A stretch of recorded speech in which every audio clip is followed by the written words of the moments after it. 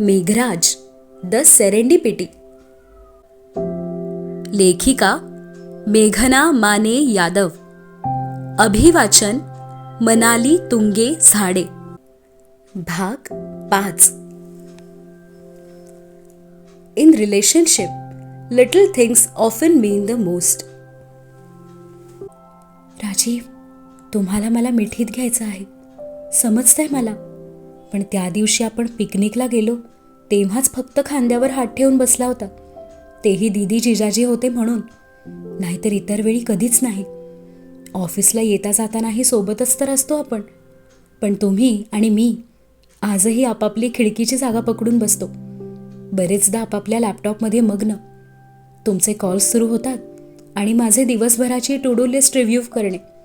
बोलणे होते एकमेकांशी, तेही कामासंदर्भातच. तसं पाहिलं तर रात्रीच्या परतीच्या प्रवासात तुम्ही बिनधास्त मला मिठीत घेऊन बसू शकता. कोण अडवणार, कोण विचारणार? सुप्रीम ग्रुप CFOने का कोणाला स्पष्टीकरण द्यावे? माझी बायको आहे, हक्क आहे माझा. पण तुम्ही असं कधीच केलं नाही आणि भविष्यातही कधी करणार नाही. कारण महिलाविलाच्या उंबरठ्या बाहेर तुम्ही सुप्रीम ग्रुप CFO असता. माझ्यासोबत असताना कितीही मस्करा स्वभाव असला तरीही बाहेर कायम CFO पदाला शोभेल असे गंभीर आणि संयमी वागणे. आणि मला तेच तर आवडते, माझे मर्यादा पुरुषोत्तम राजीव. रोडवरील दिव्यांच्या मिणमिण प्रकाशात तिच्या गालावरचं लाजरं हसू टिपणं म्हणजे सुखच होतं. पकडलेले हात लपवण्यासाठीही तिच्या मौसूद पदराचा आडोसा होता. मेघा, ये ऐसे हाथ भी गाड़ी में पहली बार ही पकड़ रहा हूँ. नाराज मत होना जान. वैसे भी हम कहाँ कभी कोई गुस्ताखी करते हैं. हाँ, वैसे खुलेआम प्यार करने की नुमाइश ना आपको पसंद है ना हमें भी. उस दिन रिधु और गौरव के सामने हमने कंधे पर हाथ रखा था तो भी आप शर्मा कर बैठी थी. और जिया आर्या के सामने तो स्पेशल रूल्स फॉलो होते हैं, ज़्यादा पास में भी नहीं बैठ सकते हम. हाँ, वो भी ठीक है. जिया आर्या मोठ्या होत आहेत, त्यांना सगळं समजतं. कल रात मेघा मुझे बोल रही थी, फिर से टॉपिक मायरा का ही था. मेघा इज अपसेट कि जिया आर्या को ये अफेयर एंड ऑल सब सुनना पड़ा. कल तो मुझे ओल्ड फ्रेंड्स के साथ डिनर था, ज़्यादा बोल नहीं पाए, पर आज रात देखते हैं. मैडम को बहुत कुछ बोलना है मुझसे. हाँ, बट पहले घट्ट मिठी. मेघा ने ही तो बोला है. मल्लिका आणि साहिलकडे गेला होतात ना काल? शनिवार रात्रीच्या डिनरबद्दल विचारत होती. हाँ, आपके बारे में पूछ रहे थे.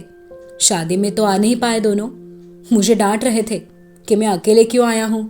जिया, आर्या और आपको भी बुलाया है. मंद हसत सांगत होता.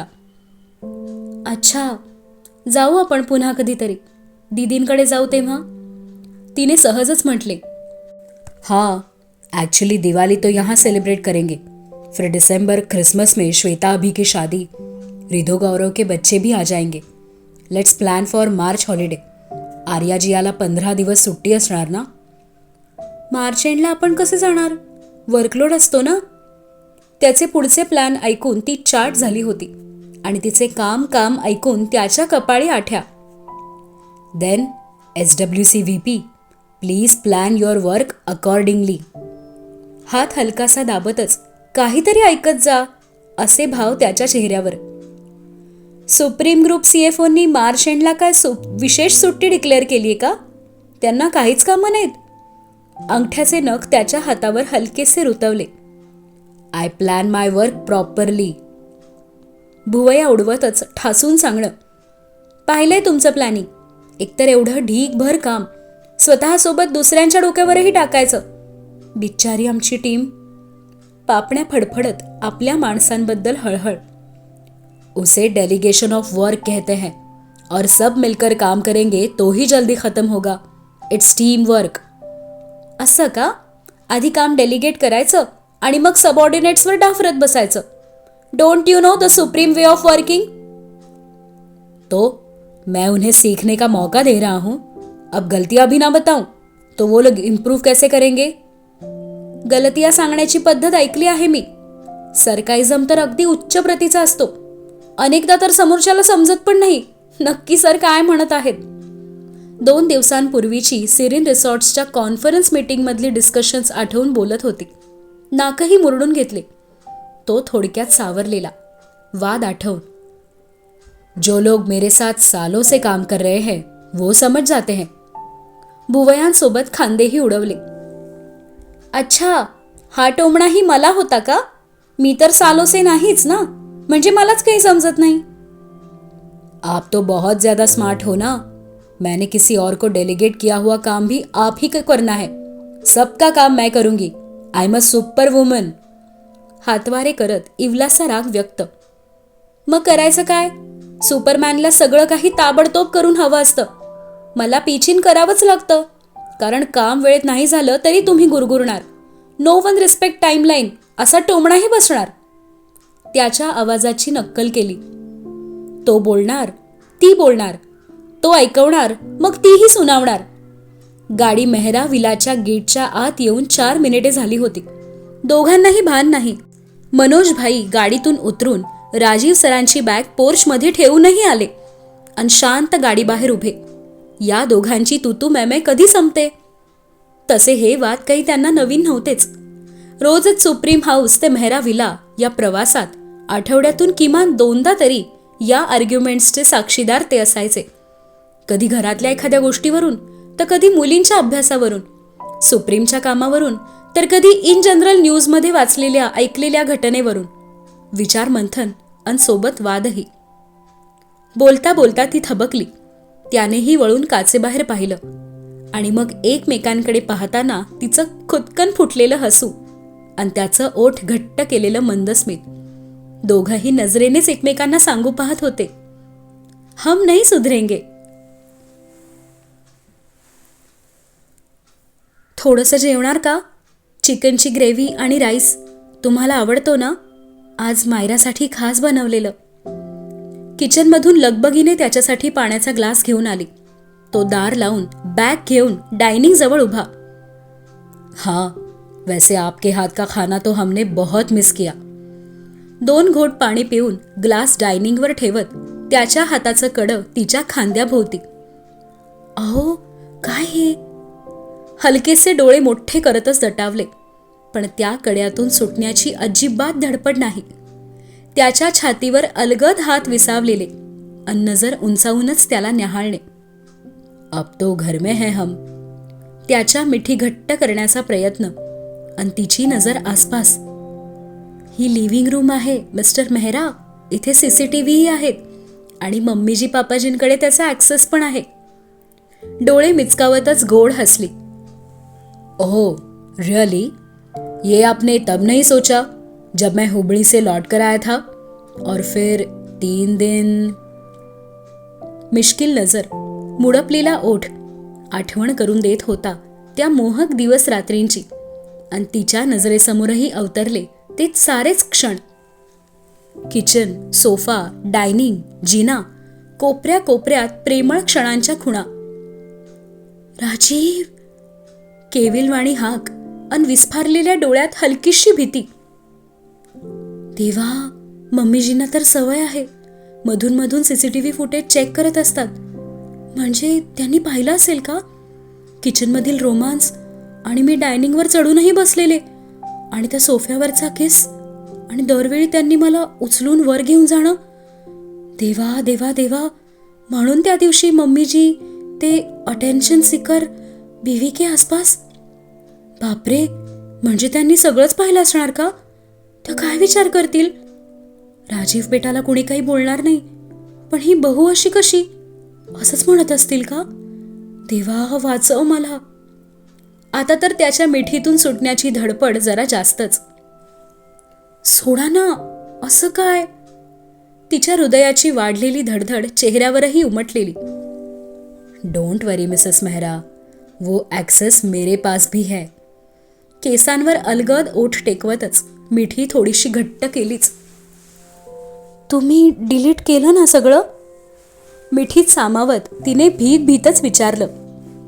जान, कुछ रिकॉर्ड ही नहीं हुआ तो डिलीट क्या करेंगे? त्याचा मिश्किल स्वर आणि तिची पेटलेली ट्यूब. साहेबांचा सुपर प्रोॲक्टिव्ह स्वभाव. गुद्दा बसलाच त्याच्या छातीवर. दुष्ट, का घाबरवलं मला? सोडा मला, उगाच छळता. दूर होताना चापटही बसली त्याला. जेवण वाढू का? तरीही विचारलंच काळजीने.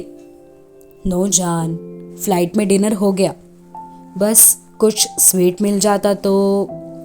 नजर तिच्या ओठांवर खिळलेली.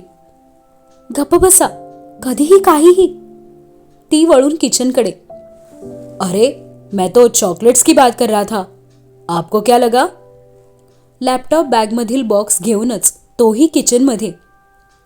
चॉकलेट्स? गर्रकन वळून पाहिलं.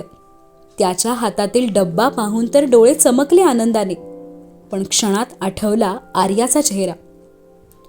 कमरेवर हात ठेवून प्रश्न विचारणारा. मला नको, तुमच्या आर्याला द्या, माझ्याशी भांडते ती चॉकलेट्स खाल्ली म्हणून. नाक मुरडत, गाल फुगवत गोड गोड तक्रार लेकीची. ओह गॉड, तुम दोनों ना. हसला मोकळेपणी. ती तुतुमे मी त्यानंही पाहिली होतीच. आता आवडतात मला चॉकलेट्स, तर मी खायचीच नाही का? हिरमुसून विचारलं. इसीलिए तो हम हमारी जान के लिए खास मीठा तोहफा लाए हैं.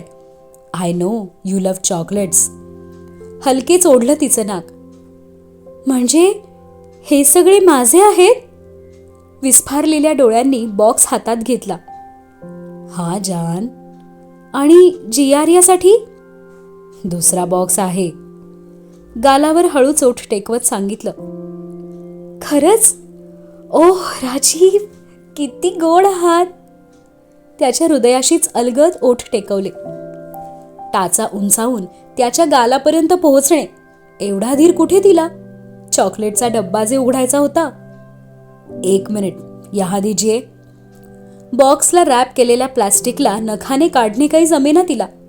त्याने सुरी घेत अलगदपणे प्लास्टिक कापले.